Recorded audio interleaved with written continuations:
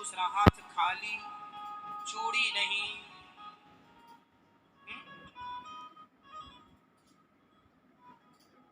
चूड़ी नहीं, बिंदिया नहीं, बिंदिया सजा के रखना। क्या सजाएं, अब तो पहनने में शर्म आ रही है।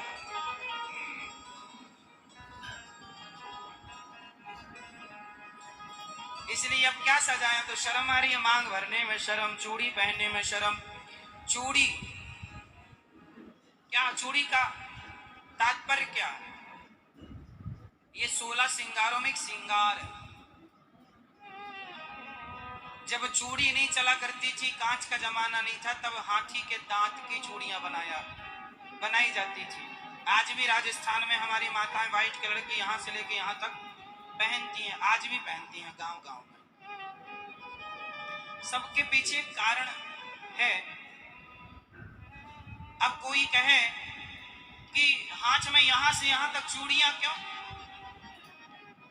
इसलिए चूड़ियां होती हैं। और गुजरात में ना इतने मोटे मोटे आधा आधा किलो कड़े पहनने की परंपरा।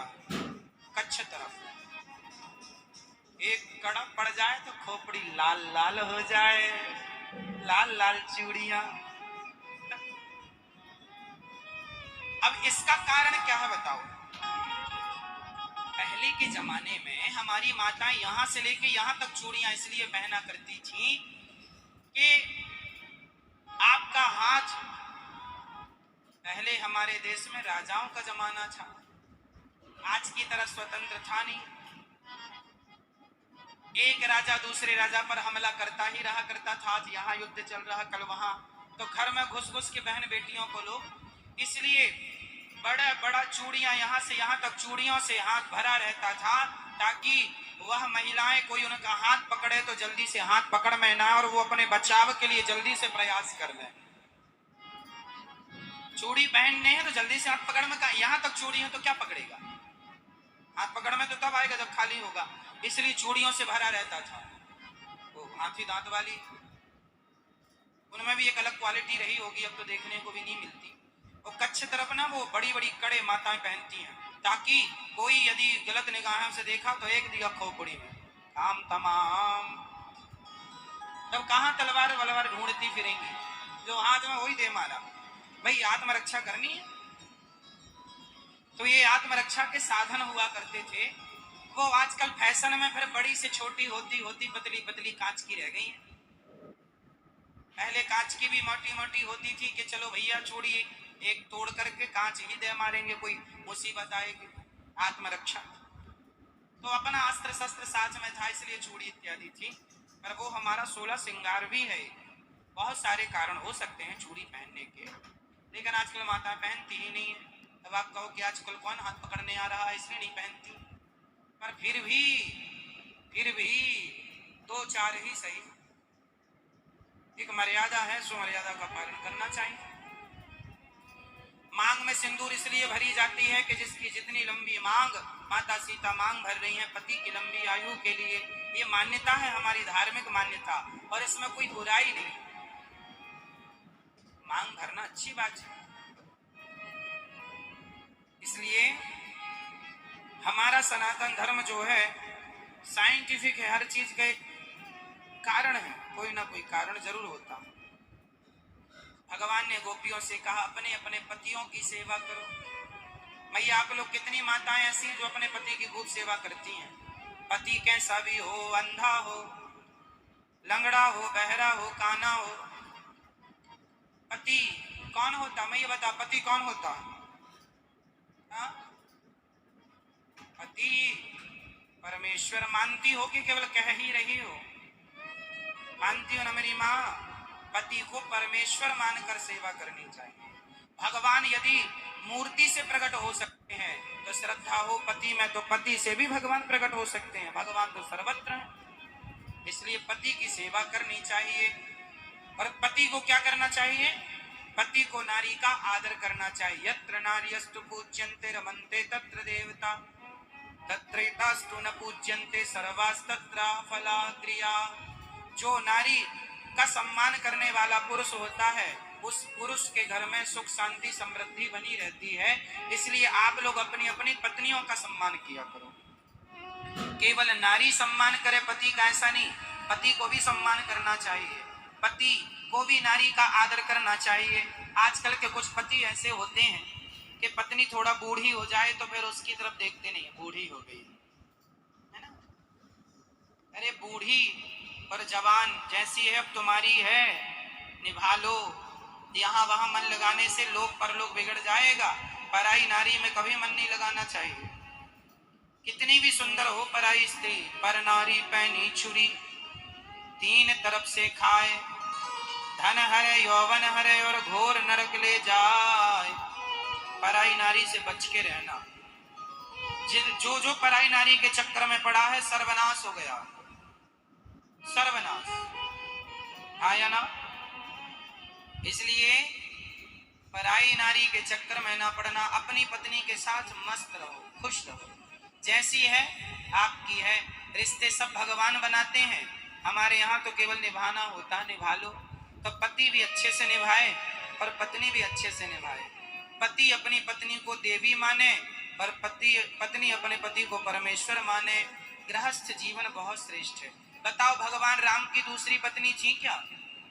राम जी ने दूसरे की तरफ देखा? तो राम जैसा आदर्श जीवन में स्थापित होना चाहिए। फिर तो आप सैकड़ों शादी कर लो, जो मन है पेट है भोगों से वो तो भरना नहीं है, चाहे आप एक शादी करो या 10 कर लो। शादी इसलिए की जाती है कि गृहस्थ में रह के देख लो कि गृहस्थ का सुख क्या है, फिर धीरे धीरे मन को हटाकर भगवान में घूम फिर के यही आना है। चाहे लंबा घूम लो, थोड़ा एक शादी करो या 10 शादी करो, विवाह करने से सुख नहीं मिलता किसी। जिन राजाओं की बहुत पत्नियां थी वो कौन सा अमर हो गए, क्या पा लिया उन्होंने। इसलिए मर्यादा 2 पत्नी और 4 पत्नियां। इसलिए इस धरती पे लाखों पुरुष आए, लाखों राजा आए, लेकिन मर्यादा पुरुषोत्तम केवल भगवान राम को कहा गया, क्योंकि वो मर्यादामय होता है जो एक पत्नी के साथ जीवन गुजारे, एक पति के सिवा परमेश्वर मानकर पराये पुरुष की तरफ कभी नजर ना उठाए, वो मर्यादामय जीवन। फिर तो सैकड़ों करने वाले भी राजा महाराजा थे, पर उन्हें मर्यादा पुरुषोत्तम नहीं कहा गया। यहां तक कि राम के पिता दशरथ जी को भी मर्यादा पुरुषोत्तम नहीं कहा गया। कहा गया है मर्यादा पुरुषोत्तम सिर्फ भगवान राम को कहा गया। एक नारी के सिवा पर नारी को राम जी ने स्वप्न में ना देखा, और माता सीता ने स्वप्न में पराये पुरुष को ना देखा। दोनों की ओर से मर्यादा स्थापित की गई। तो आप अपनी बेटियों को जरा चरित्र की शिक्षा दिया करो, बेटों को भी, कि बेटा सब कुछ चला जाए तो चला जाए, चरित्र ना जाए। धन चला जाएगा तो वापस आ जाएगा, पर चरित्र चला गया तो चरित्र वापस नहीं आएगा। इसलिए आपका कैरेक्टर, आपका चरित्र सबसे ज्यादा इंपॉर्टेंट है, विशेष महत्व रखता है आपका चरित्र। इसलिए चरित्रवान बनिएगा। आजकल समाज में देखने को मिलता है छोटे छोटे बच्चे बच्चियां भाग जाती हैं, लड़का लड़कियों को प्यार हो जाता है, शादी कर लेते हैं, इन्हें पता ही नहीं कि प्यार क्या होता है, शादी क्या कर लेते हैं। और जब भूख मिट जाती है भोगों की तो सब ठंडा पड़ जाता है कि जो किया था बाद में पश्चाताप, सब गलत कर दिया। इसलिए जवानी में बच्चे भटक जाते हैं। इसलिए जवानी में सही गाइडेंस मिलनी चाहिए, माँ बाप की ओर से सही मार्ग मिले। गुरुजनों इसलिए गुरु होते हैं कि माँ बाप ना समझा पाए जो बात, वो गुरु जी समझा दें। गलत रास्ता गलत ही होगा। आप बड़े पद पर जाइए, बड़ा पैसा कमाइए, कोई बुराई थोड़ी है, पर जब तक जियो चरित्रवान बन के जियो, कोई आपके चरित्र पर उंगली ना उठा सके। मर जाना अच्छा है, पर चरित्रहीन होकर जिंदा रहना अच्छा नहीं। सबसे कीमती क्या है बताओ, इस धरती पर सबसे अनमोल क्या है? आपका जोर से, आपका चरित्र। रावण का चरित्र बिगड़ा तो आज बात है त्रेता की। त्रेता बीत गया, द्वापर बीत गया, कलयुग आज तक उसके नाम के पुतले जल रहे। क्यों जल रहे हैं? क्योंकि चरित्र बिगड़ गया। और राम जी का चरित्र स्ट्रांग है, भगवान का चरित्र अनुकरणीय है। इसलिए आज घर घर गली गली मंदिर बनाकर गोविंद की, भगवान राम की पूजा होती है, भगवान की आरती उतारी जाती है। रावण की आरती नहीं उतारी जाती। पूजा रामचरित्र सुनवे कौन रसिया, राम लखन सीता मन बसिया। तो चरित्र ही तो पूजा जाता है। इसलिए मेरी माँ, अपने पति के सिवा पराये पुरुष को कभी ना देखो और अपनी पत्नी के सिवा पराई स्त्री को कभी ना देखो। देखना चाहिए, सही है ना? यदि आप में से कोई देखता हो तो बंद कर देना देखना, वरना सर्वनाश की तैयारी कर लेना। फिर जैसे रावण का हो गया।